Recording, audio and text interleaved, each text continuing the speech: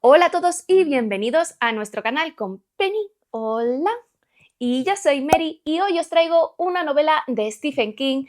El Instituto. Es un libro de ciencia ficción y un thriller psicológico por este famoso escritor estadounidense que explora una vez más los poderes psíquicos dentro de su mitología del Resplandor, aunque es cierto que no recibe este nombre en esta novela. Nos presenta una instalación, este instituto, donde se explotan niños con poderes después de secuestrarlos. La novela se publicó en el 2019 y recibió mayoritariamente buenas críticas, si bien algunas de estas críticas lo consideraban por un lado demasiado largo y por otro que el final es poco claro. Pero aún así es un libro que gusta en su mayor parte y además ganó el premio de Goodreads al género del terror de ese año. Los derechos para su adaptación se compraron nada más publicarse, como siempre sucede con las novelas de Stephen King, y este pasado junio de 2024 MGM ha anunciado que va a hacer una miniserie de 8 capítulos. En España actualmente está siendo publicado por Plaza y Janés y por De Bolsillo con 628 páginas. Antes que nada cabe aclarar el género específico de la novela para saber qué es lo que vamos a encontrar y qué no. Y es que, si bien hay elementos de fantasía y de ciencia ficción muy claros, no tenemos ni monstruos ni elementos sobrenaturales, algo que es habitual en Stephen King, más allá de los poderes psíquicos de los personajes, sino que nos encontramos, diría yo, con una mezcla del Stephen King más reciente con sus thrillers con el de los 80 con historias tipo It, ya que un elemento central de la novela es un grupo de niños que tienen que salvarse a ellos mismos de una amenaza muy grande utilizando únicamente sus capacidades, que sí es cierto que tienen poderes psíquicos, pero también tienen que utilizar su inteligencia. De este modo, en esta novela el terror no se genera a través de los sustos o encuentros con lo sobrenatural, sino con la situación de inhumanidad que estos niños experimentan en este centro, en el instituto, donde sufren todo tipo de experimentos denigrantes para luego explotar sus poderes y hacerlos desaparecer. Si bien hasta el último tercio no sabemos exactamente de qué modo los explotan y qué sucede después con ellos, pero los niños tienen claro desde el principio que de allí no van a salir vivos. Sin ser una historia especialmente original, porque tenemos un montón de productos que parten de esta premisa, es decir, que hay un grupo secreto de operaciones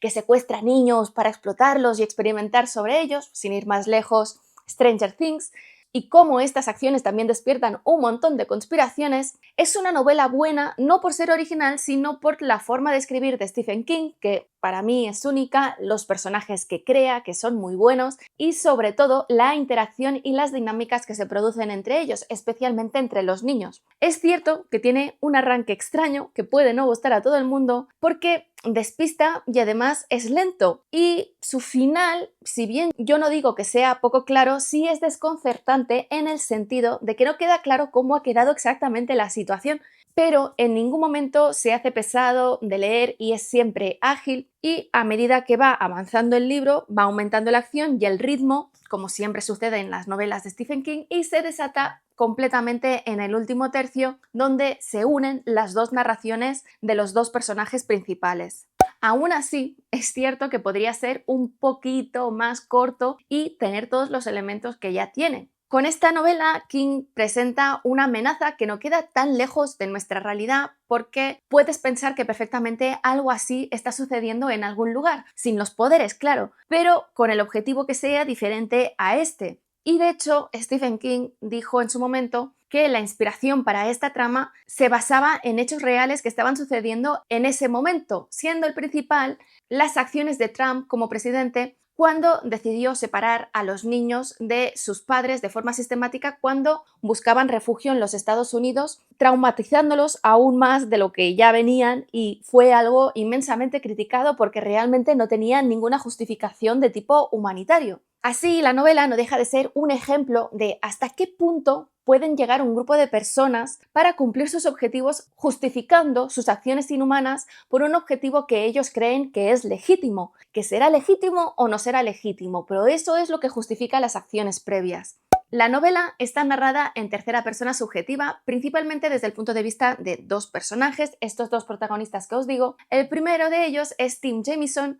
que es un hombre de unos 40 años que es obligado a dimitir de su puesto como policía en Florida y decide irse a vivir a Nueva York y trabajar en el sector privado. Pero Al inicio de la novela, siguiendo una serie de intuiciones y de inspiraciones extrañas, termina en un pequeño pueblo de Carolina del Sur, trabajando como lo que en España se conoce como sereno, es decir, vigilantes nocturnos que son funcionarios públicos que van con una luz y vigilando por las calles para que no suceda nada, pero no llevan pistola ni nada. Y por otro lado tenemos a Luke Ellis, que es un niño de 12 años superdotado, que vive con sus padres en Minneapolis y que a su edad ha sido ya aceptado en 2 universidades de la Ivy League para estudiar 2 carreras a la vez y que además, como extra, tiene ciertos poderes telequinéticos. Una noche, un grupo de paramilitares entra en su casa, mata a sus padres y a la mañana siguiente Luke despierta en este instituto con otros niños con poderes, un lugar donde van a sufrir diferentes experimentos para luego desaparecer.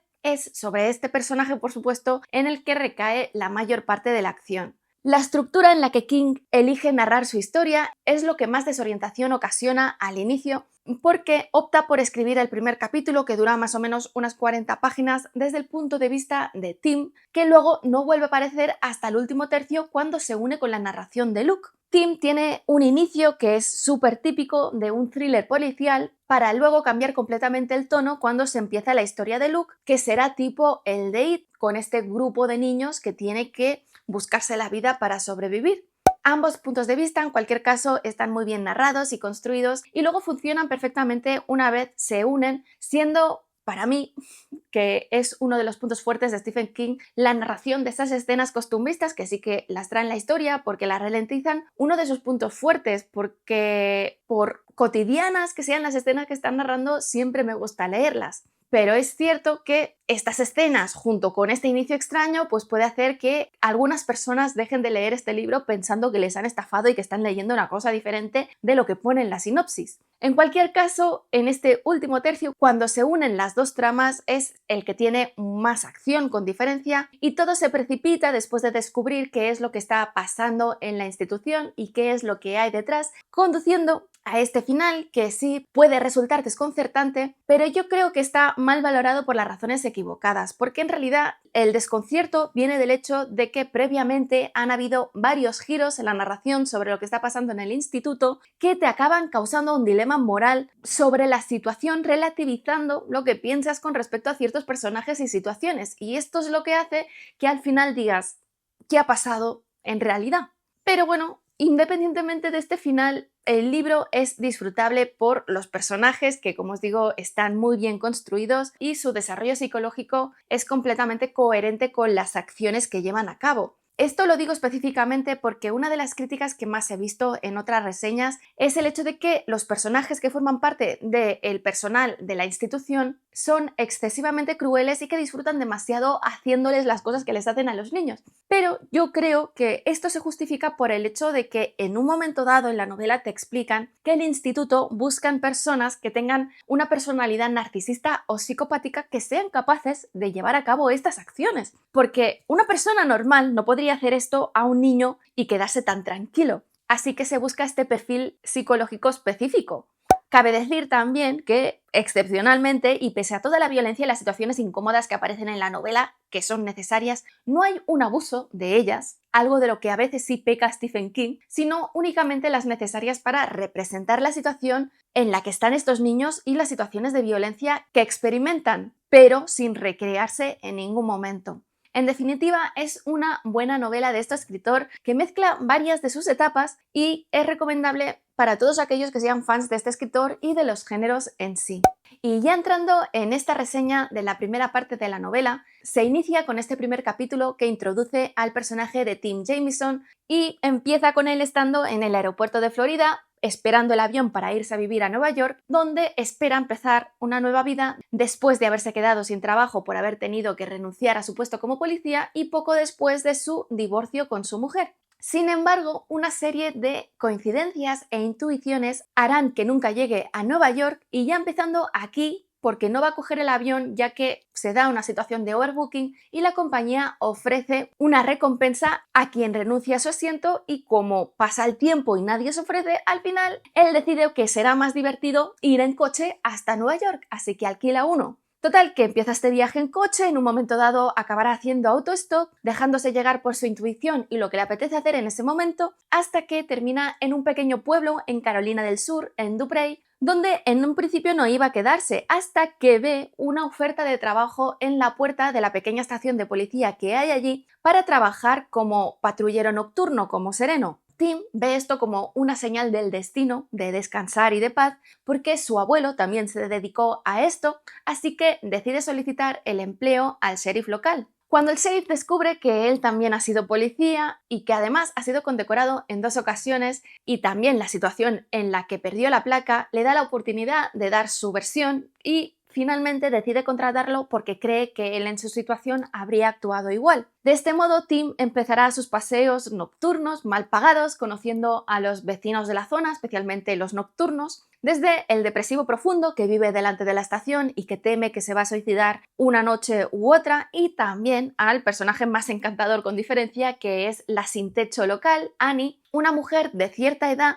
a la que todo el mundo tiene cariño, hasta el punto de dejarla dormir en el callejón de al lado de la comisaría, y que, bueno, está obsesionada con todas estas teorías de la conspiración del gobierno y de los hombres de negro. Asimismo, también va a empezar una relación sentimental con otra oficial de policía, Wendy, y irán pasando los meses hasta que el infierno estalla en el pueblo ese verano, que es la frase literal con la que termina esta primera parte y con la que King ya nos avanza que las tramas se van a unir y que va a pasar algo pues un poco catastrófico. Después de esta parte empieza la narración de Luke Ellis, este niño prodigioso de 12 años, cuyo mayor problema en este momento es parecer ser un niño normal a pesar de su inteligencia y conseguir que sus padres le den permiso para empezar la universidad al año siguiente, además en 2 universidades diferentes de la Ivy League. En estas escenas costumbristas descubrimos que además Luke también tiene otra habilidad, que es el poder mover objetos cuando se enfada.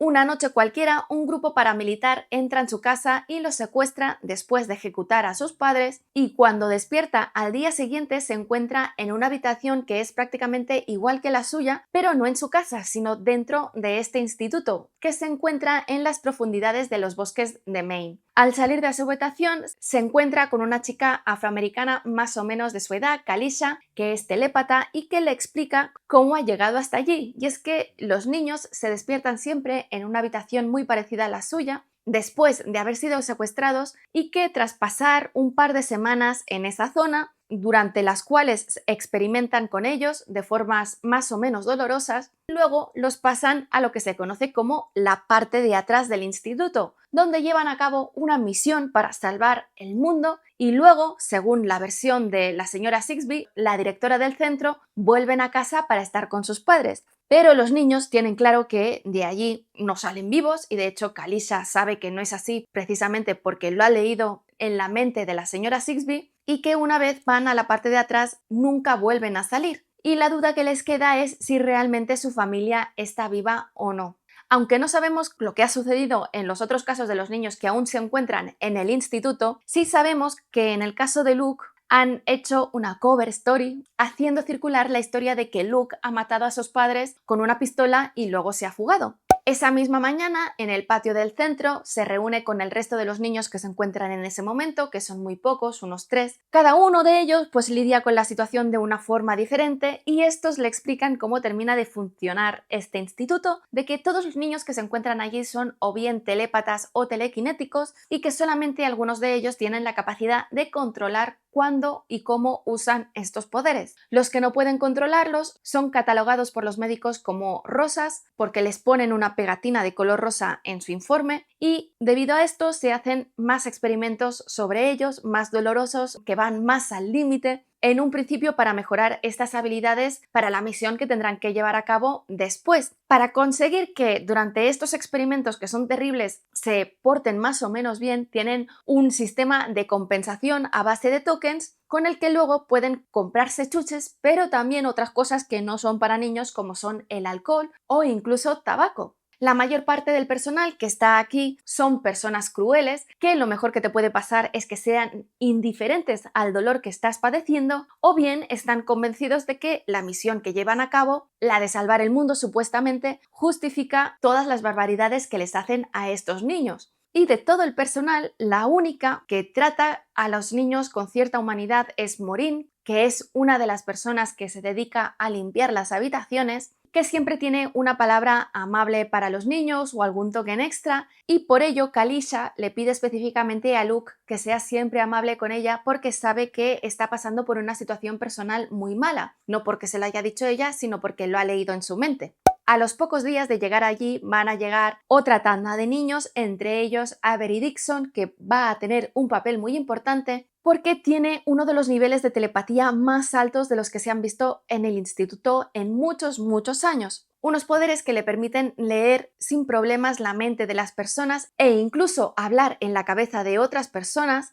algo que ha hecho que, pese a tener 10 años, su personalidad sea de un niño de 5 años, que es curioso porque sus poderes recuerdan muchísimo a los de Dani del Resplandor, pero en su caso pasaba lo contrario, que era muchísimo más maduro por su edad precisamente por estas conversaciones que podía escuchar. La vulnerabilidad de Avery hará que el resto de niños, sobre todo Kalisha y Luke, se sientan responsables de él e intenten protegerlo de lo peor que pasa dentro del instituto, y además su gran capacidad telepática les dará la ventaja de que podrá mantener el contacto con los niños que vayan pasando a la parte de atrás del instituto. Estos poderes de Avery, junto con la superinteligencia de Luke, será la combinación necesaria para poder buscar una forma de escapar de esta terrible situación. Y bueno, eso es todo, espero que os haya gustado. Si es así, dadle al like, dejad comentarios que ya sabéis que siempre los contesto. Si no estáis suscritos, suscribíos y sobre todo, dadle a la campanilla para que YouTube os pueda avisar de cuando cuelgo nuevos vídeos. Que lo siguiente dentro del ámbito de la literatura va a ser Carbono modificado de Richard Morgan, Un perfecto equilibrio de Rohinton Mystery y Piranesi de Susanna Clarke. Y en el ámbito de los cómics, la serie de The Nice House on the Lake de James Tynion IV y después el quinto integral del Thor guionizado por Jason Aaron, El indigno Thor. Nos vemos en el siguiente vídeo.